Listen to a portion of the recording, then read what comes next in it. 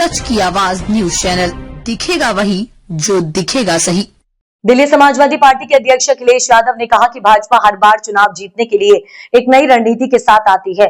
हमने इसे यूपी उपचुनावों के दौरान देखा।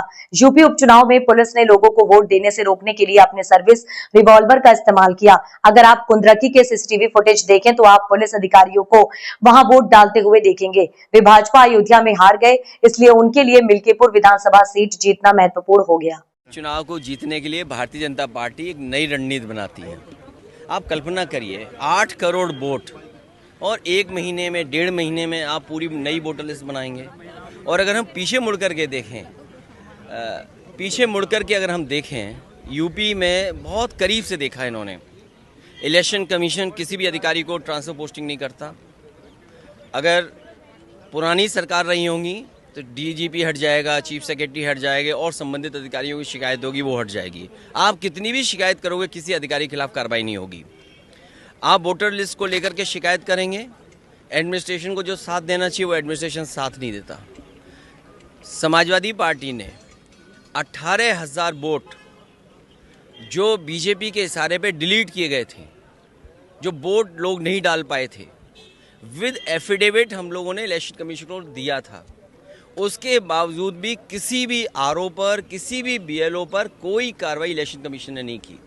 और अभी जो उपचुनाव हुआ था जहां पर पुलिस खड़ी होकर के अपनी सर्विस रिवॉल्वर निकाल करके वोट रोक रही थी।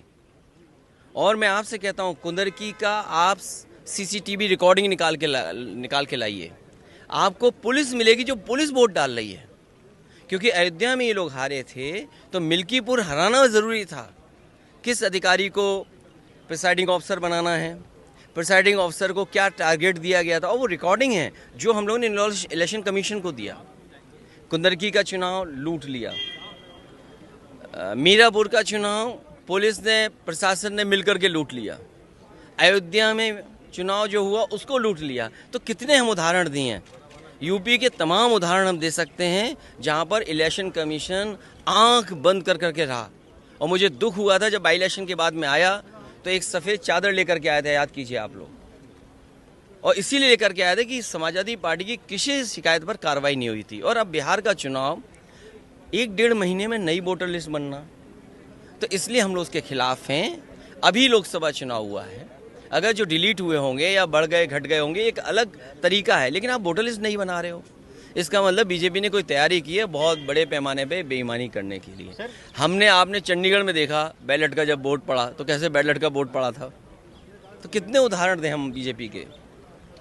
और बीजेपी के लोग तो बूथ पर पता नहीं कौन सी मशीन लेकर के आते हैं जिसमें वोटर ID कार्ड बना लेते हैं लोग, जो इलेक्शन कमीशन का सबसे महत्वपूर्ण कार्ड होता है वो कार्ड बन जाता है वहाँ। आधार कार्ड बनाने की मशीन लेकर के आते हैं बीजेपी के लोग, वो बना लेते हैं। तो बताइए, अब आधार कार्ड बना लेते हैं, वोटर ID बना ले, अब तो पूरी वोटर लिस्ट नहीं बना रहे हैं।